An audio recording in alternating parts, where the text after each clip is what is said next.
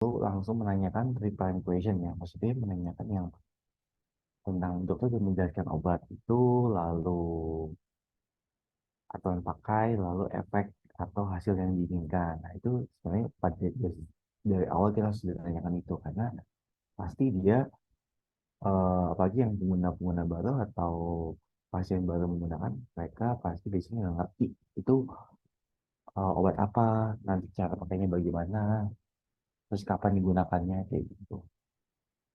Wajar sih karena kalian nervous ya, jadi itu dapat karena itu sebenarnya dapat udah ada di video itu, cuman harusnya di em, awal di awal pada saat pertama kali melakukan konseling. Ya, terus pertanyaannya adalah untuk yang OKT alprazolam ya. Nah sebenarnya eh, ada yang kurang nih di sini gitu. Ada yang tahu nggak untuk yang OKT alprazolam?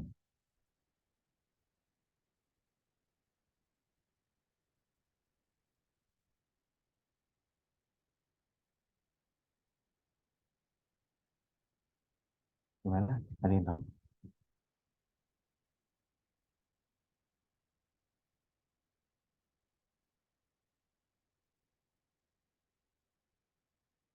Ya kelompok ini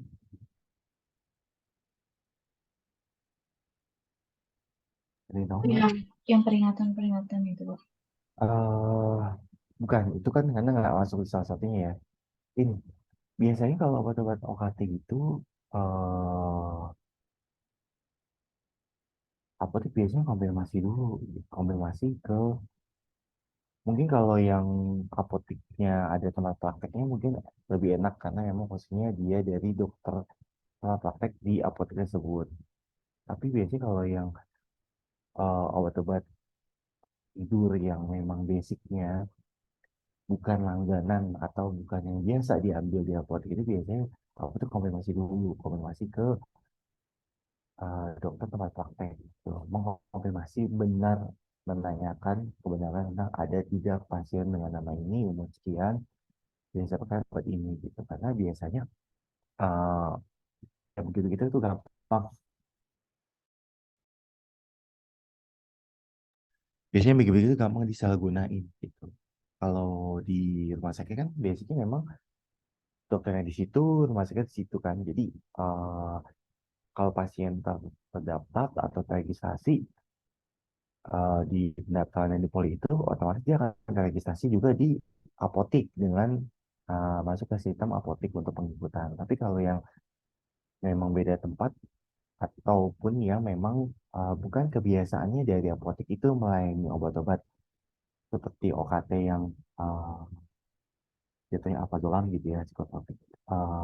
OKT-nya itu biasanya harus konfirmasi dulu, konfirmasi ke dokter pada resep, baik itu berupa konfirmasi ke klinik yang memang ada dokternya atau konfirmasi biasanya di resep itu sih di infokannya ada nomor kliniknya. Nah itu biasa harus dikonfirmasi untuk menanyakan kebenarannya benar atau tidak nih pasien tersebut memang berobat ke dokter ini tanggal sekian eh benar tidak dapat obat ini gitu. Jadi itu memang kita pelayanan apotek-apotek pelayanan tidak gampang memberikan obat-obat eh OKT maupun mungkin kalau OKT lebih memang dibolehkan ya, tapi basicnya tetap apalagi kalau yang ngomonginnya pakai obat-obat yang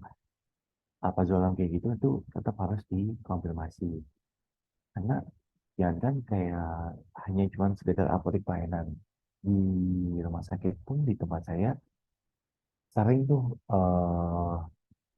resep-resep seperti itu disalahgunakan. Nah, dan mereka tuh ngambil lagi apotek IGD. Nah, tapi tetap kita bisa cross check karena biasanya untuk inputan resep tersebut dia per hari dengan registrasi pasien pada hari itu. Kalau pasien tidak terregistrasi hari itu, nah itu biasanya kita tidak kasih. Lalu di sisi lain adalah syarat resep. Nah, kalau untuk syarat resep sendiri itu biasanya kita ngecek dari histori, nomor metrik pasien. Jadi kita cek histori pasien melalui nomor metrik record. Nah, kalau pasien itu tidak ada barcode atau tidak ada nomor MR ya, dalam artian kopi resepnya hanya kosongan, dalam artian kosongnya gini. Jadi cuma hanya nama dokter, eh, asal poli dan nama pasien. Biasanya kalau kalau pasien resep yang memang mengandung obat seperti itu, sarana resepnya biasanya diisikan dengan nomor mic record. Nah, itu nanti biasanya dicek tuh di sistem benar atau tidak pasien tersebut eh, pada tanggal dia mengambil resep di kopi resep itu jumlahnya hanya sekian gitu. Maksudnya misalnya di resepnya nominal 10, dia baru hanya ambil 4 atau 6 gitu ya. Nah, kita cek di kopi resepnya kan akan ditulis D-Tube 4 atau D-Tube 6. Nah, kita akan lihat lagi dengan nomor medical record tersebut, kita cek kalau pada saat tanggal sekian, pada saat tanggal tersebut pengeluarannya pengeluarannya nomor 4 atau 6, nah itu berarti benar. Nah, itu makanya saya bilang kalau untuk eh, di rumah sakit ya gitu, kita ngeceknya pakai nomor histori, nomor medical record dengan ngecek histori. Tapi kalau di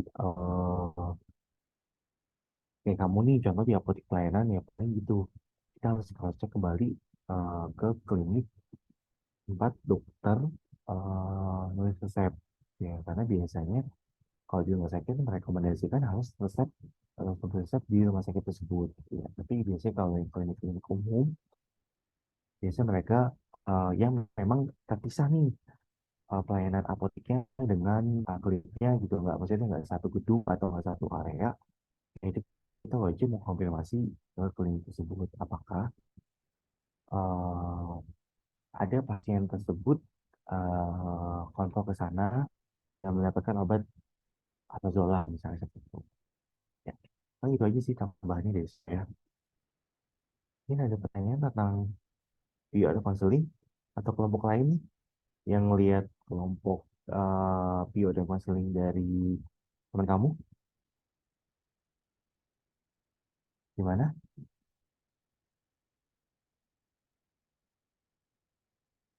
Ya, ya. Oke. Uh, Next minggu depan, ya kita review kayak tadi. Saran saya diusahakan jangan nervous gitu ya. Maksudnya act like pro aja, acting like profesional aja gitu. Jadi uh, yang penting disiapin narasinya, uh, sama ini apa, cutting-cutting videonya, jadi biar lebih bagus. Ya, oke. Oke, ada pertanyaan? Mungkin nggak ada? Baik, Cukup? Bapak. Terima kasih banyak atas masukannya, Pak. Ya, cukup. Ada pertanyaan? Pak. Cukup ya. Oke, sebentar saya ikut absen dulu.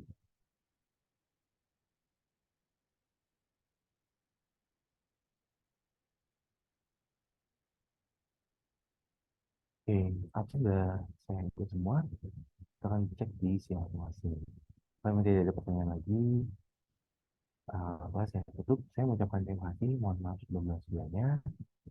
Selamat sore. Wassalamualaikum warahmatullahi wabarakatuh. Terima kasih.